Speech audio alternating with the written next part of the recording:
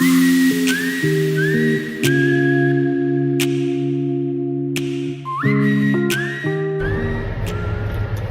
this is Edna again coming to you.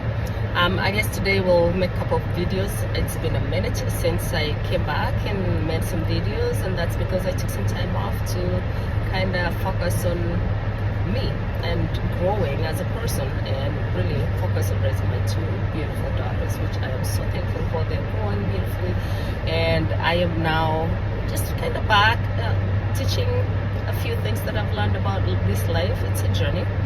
It's a journey. We are all on the same journey, and there will be a day where we are no longer going to be here. And hopefully, my purpose really of making videos is like, so someday when I'm not on this planet Earth anymore, my daughters or the young women can be able to watch and get a message out of it. My 10-minute snippet of videos is really to educate somebody out there. Even if it's one person that I've educated today that has served me my purpose, I feel like that is my purpose in this world. That is why God put me in this world, to be, first of all, I normally say my first job is to be a mother. That is really my assignment in this world. And secondly, to be able to uplift other women, to uplift other people, to be able to build a strong community. This video, there's really no specific topic I want to talk about, other than I feel like I need to speak to singleness in both male and female. And this discussion is really was really triggered by a talk I had with a friend last night, and we were looking at our generation now, and this is looking at Generation X is just right behind us, and this is Generation Y. I think we were kind of the generation that were left in between, the very responsible generation and a generation that is struggling. We are the generation that is trying to struggle, and I'm not sure why we struggle as a Generation Y,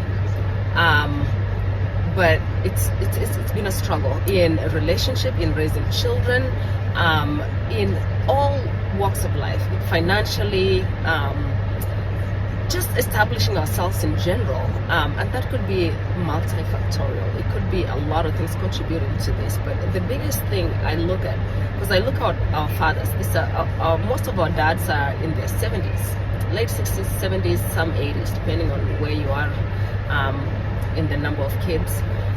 So that is a generation that is fading away. I feel like that generation was very solid. We had men that were leaders, that were head of families, and I am a Christian, so I come from a biblical point of view, and the man being the head of household not only puts him in a position of power, but it puts you in a position of leadership as a man. And if you cannot lead your family as a man, you have failed almost an entire generation, right? You failed your children, your grandchildren, and the generation after that. And I feel the biggest impact we felt in my generation is men that have failed miserably in leading their families. And that could be contributed to the fact that a lot of men in that generation are not financially stable. They don't have very strong moral views. They don't have very strong principles of leadership skills. And that makes it very hard for them to lead a generation of women that have been empowered to be independent, to be strong women, to be leaders. They're educated. They now make their own money. It was very easy for our fathers and grandfathers to lead, because in that generation, women were not educated, they were not leaders, they were not empowered, they were not enlightened, so they were very submissive and really kind of fell into that submissive role. So it didn't matter how much the man was a leader or strong in the family. The female was just, we just kind of fell into that. Most of us didn't, in that generation of our grandmothers and our mothers, didn't really have the financial capability or the education to be independent, and therefore the men were at the easier upper end of, and I'll give them that, they had the easier role of being leaders in those families. Now you have a generation where these women have been empowered. My generation and below, women have been empowered, they have been educated, they are able to run households and pay bills and raise children on their own. And you have a group of men that were not, and I almost feel like they were failed by our parents and the generation before us, because they empowered the women without necessarily giving strength to the women, to the men, to be able to lead these strong women. And this is going to be a generational problem, and that's why you see the Gen Z and generation below that struggling a little bit in relationships. And especially my kids are alpha kids, right? And I see how strong my girls are, and I look around and I'm like, these men better shape up, because if they thought the Gen Zs were strong women, Gen Alphas are extremely strong personality young ladies, and it's going to be very difficult for the young men to lead. And this is really me reaching out to the mothers now in my generation, and maybe a little bit generation before me, and the ones that are coming after me, to raise strong men. Because if you don't have a strong generation of men, it's going to be very difficult to maintain family units. Because the women are not going back. Definitely, they've been enlightened, they've been empowered, they've been educated, they're financially stable, they're more financially savvy now than the men. I think we, as a generation, we need to focus on raising our men.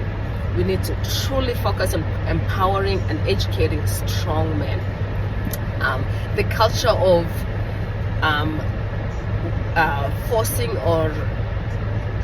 forcing women into submission, or looking as a woman or a girl as a less than, is gone. That is far gone. And I'm coming from a biblical view where I really truly believe the man is the head of the household, right? But we also have to come to terms with where we are in life. We are at a point where we need to start empowering our young men. We need to educate our young men. And I'm telling you, if I was going to start a school, if I was going to start a leadership group, it's going to be focused on men and strengthening men to be leaders, to be head of households, to be really steadfast in their works, to be able to learn how to deal with these strong women. Because otherwise we're going to have single households for a very long time. And unfortunately, like the statistics that I read a few months ago showed that there's more and more men that are living miserably single.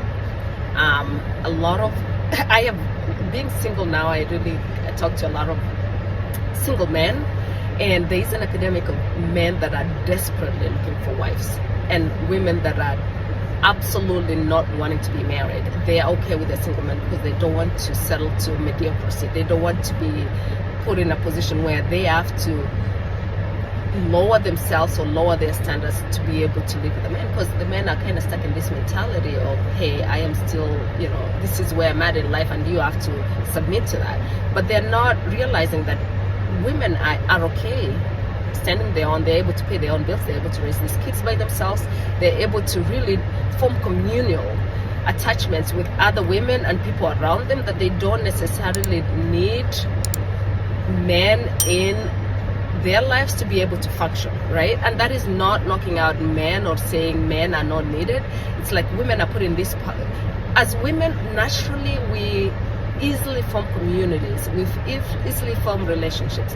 And I'll give you an example. When I walk in the hospital and I see older men, and I'm talking about men in their 50s, 60s that come in, and I look in their chart, usually it's single, divorced, or they come into the hospital for a procedure. Usually when I put you under anesthesia, I cannot send you home by yourself. You have to have somebody to drive you home, because the medications we give you impairs your judgment, you cannot drive. And usually I have this man, and I look at them in a very empathetic way, and usually they are alone. And if you really talk, I tend to talk to my patients a lot and form a bond for a very short time that I get to communicate with them. And you'll hear some of them have kids, but the kids don't either talk to them anymore, they're not around them, they've moved on with their life, they live with mom or whatever, and the men are alone. There's a big population of men that are living by themselves, basically. And do you know why God said, I will create an helper for you? It's very hard for men to live by themselves. Women on the other end, I see also a lot of single. That's why I normally wonder, there's a lot of single men and there's a lot of single women, but why don't they come together? But the one thing I have noticed about all the single women that I take care of, there's always a friend there. There's always another woman there, their daughter or their son. Somebody is going to be there taking care of the woman. It's very rare for me to see a woman come in with medical transport to go home. But majority of men come in and they're taken home by a medical transport. That means you've hired someone to drive you to the hospital and drive you back home, and really you don't have any support group. The women have a strong social support group, so that is such a discrepancy. It makes me really sad to realize, to really see a lot of older men living and dying by themselves in their old age. So we need to do something about strengthening our next generation of men to be better men, to be able to deal with this strong women generation. It's an epidemic. We need to talk about it. That being said, I'll leave it out there. I think I've kind of gone over my 10 minutes video for today. It was really a passionate topic for me because I don't have boys to raise. I raise girls, so I have a different view, but I feel like my girls will someday want a spouse, and if we don't raise good men to be spouses for these young women, it's going to be very tough for them. That being said, have a blessed week. I hope to see you in the next video. Please subscribe and hit the notification button to be notified if I make any more videos. God bless you. Have a wonderful week.